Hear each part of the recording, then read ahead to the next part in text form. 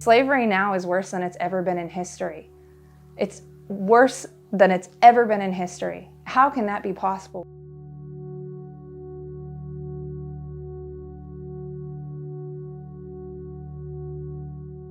The prevalent issues of modern slavery is the child labor and then child trafficking, which is dominantly surrounding us within the municipality.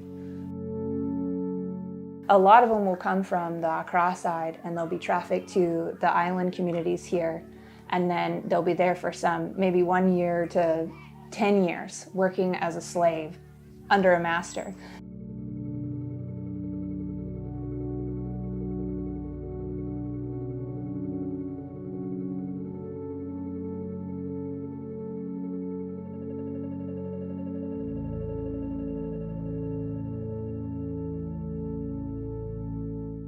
We have different forms of trafficking. We have sex trafficking. That is where the victim is trafficked for the purpose of sexual exploitation, and the benefits or the proceeds will go to the perpetrator. We also have labor trafficking, where it could be children, or it could be adults who are also trafficked and are exploited in the form of labor for the benefits of the perpetrators. Whether the victim is a child or adult, when you rescue them, you need to take them to a shelter for them to have access to rehabilitation or rehabilitative services like medical care, like counseling, like psychosocial therapy, and other forms of rehabilitative services.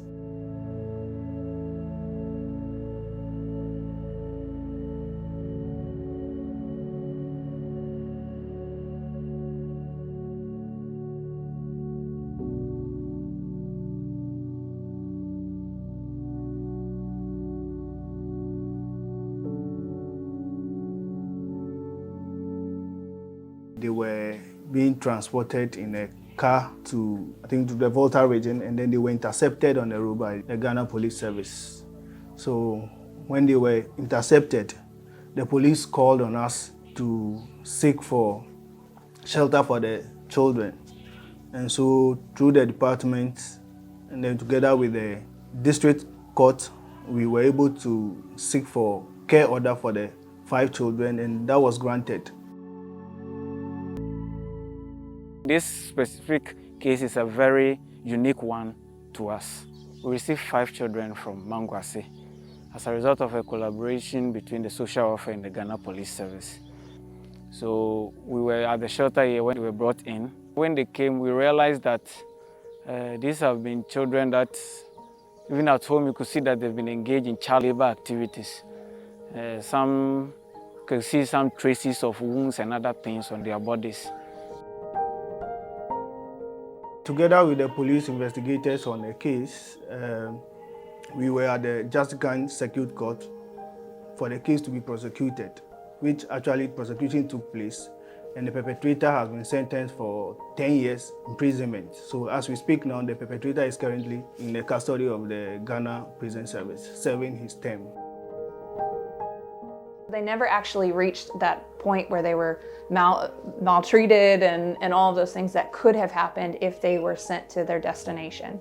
So thankfully, our police intercepted them on the way. They were on their way going there, and he had the keen eye to see that something was wrong. And why are these 5 boys riding with this one man and they're not his kids? So when they're rescued and they're brought to the shelter, the first thing they do is we have a police write-up on that child. The investigation that was done, we have that police report. Then from there, depending on the health of the child, if they're in a really bad condition, we send them immediately to the hospital. If it's late, they're tired, they just need rest and care first, they'll come to the shelter. Usually within that first week, we have to do an initial screening on how they felt when they came to the shelter and how they've been adjusting. So most of them, within that first week, they it's like a turnaround.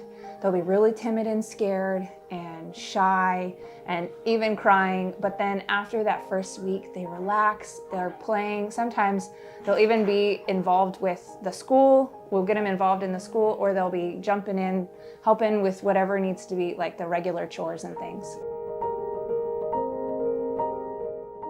So we have a couple of tools that we use to help the child. We have what's called a trauma checklist, and then we have a screening overview, which will take the kids through like every couple of weeks. We'll sit down and ask particular questions that can help them maybe bring them to a place that they're ready to talk about certain things. But with each child, they're all unique. We have sporting activities and we have learning activities. So reading groups, that's another place where she can express. I'm using she as an example, but most of the children at our shelter are boys. We have a majority boys and then a few girls. But if they're also struggling still mentally, and they're also struggling with, their confidence levels and those things, we can still identify those in the reading groups and the learning groups that they have with their friends. Village of Life's Academy, the shelter has its own education system, and so education started. We gave them starter of education. So quickly, GAU and Action Aid came into our aid, and they supported these 5 children for them to also get the necessary materials that can let them live equally like other brothers living in the shelter.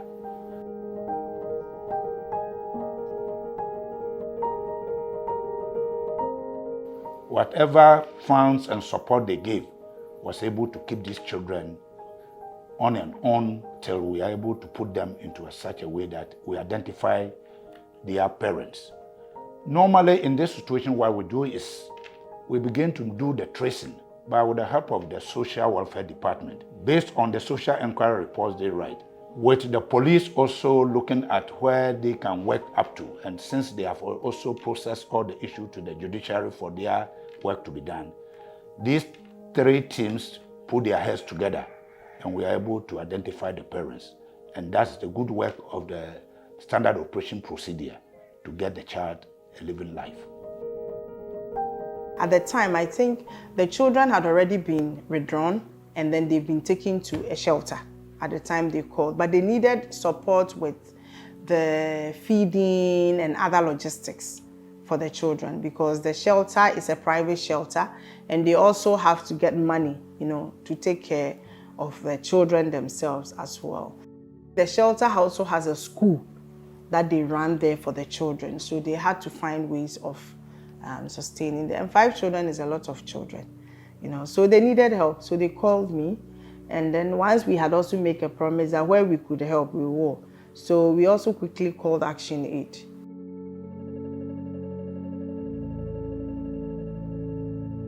And what I saw was that the children were handled well here. They were fed, they were taken care of, but I do know that they were also reintegrated back to their families, and all of that was done well. They were given new clothes and bags whenever they went back, and some supplies as well. And so from what I saw on how the boys were handled, they were taken care of from start to finish as they were sent through this organization. And I know that GAU and Action Aid had a lot of work in that, had their hand in that, and I really appreciate it because sometimes we'll get kids here and finding the support for them is a challenge.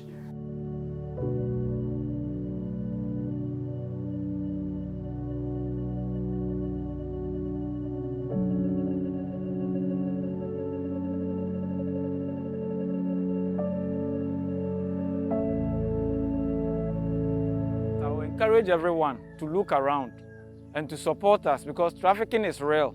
It can happen to anyone. And so we should rather come together and support the fight against trafficking. Trafficking is something, it doesn't matter where you're coming from. It doesn't matter your political stance. It doesn't matter your race, anything, your religion.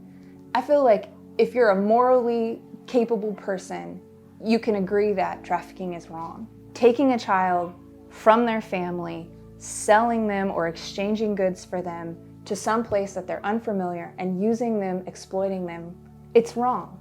And no matter how you unpackage it, it's dangerous for the child.